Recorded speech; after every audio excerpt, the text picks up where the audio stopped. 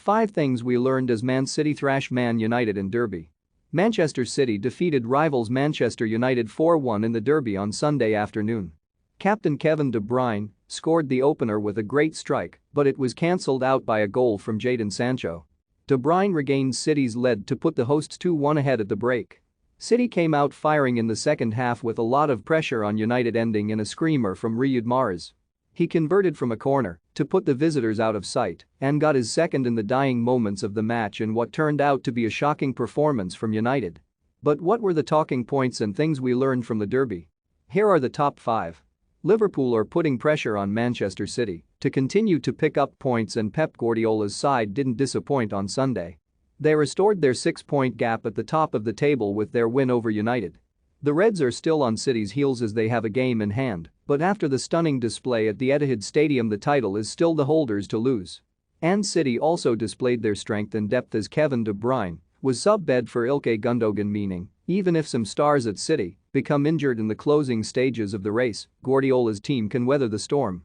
All eyes were on Harry Maguire in defense as Raphael Varane wasn't available.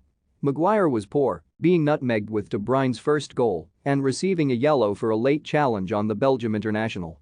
The inconsistency of the back four is hampering United's performances. Maguire should either start every match or be benched so the side can work on their communication.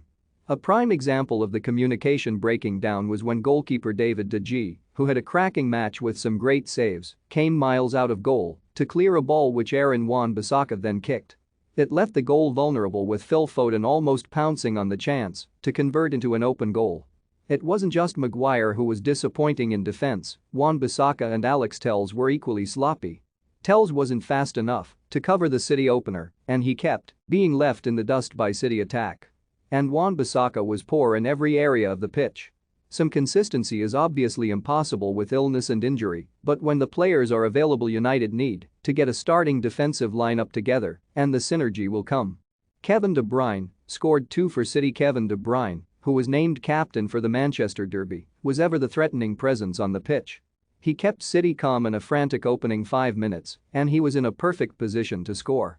It was a beautiful strike, with United's captain Harry Maguire not helping David De Gea as he blocked his side of the ball. De Bruyne dinked it through Maguire's legs, and the entire City team ran after him in celebration. Not only was it the opener in a huge match for both Manchester sides, but it was De Bruyne's 50th Premier League goal. He nearly had his 51st with a powerful strike well saved by De Gea. But he got his second of the match to re-establish City's lead as he connected with the ball which was pinballing in the box.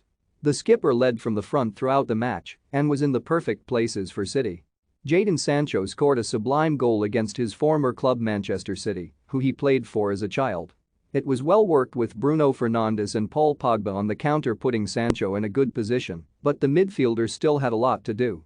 He used John Stones to block Ederson's sight, and he bent the ball around the defender to slot it home.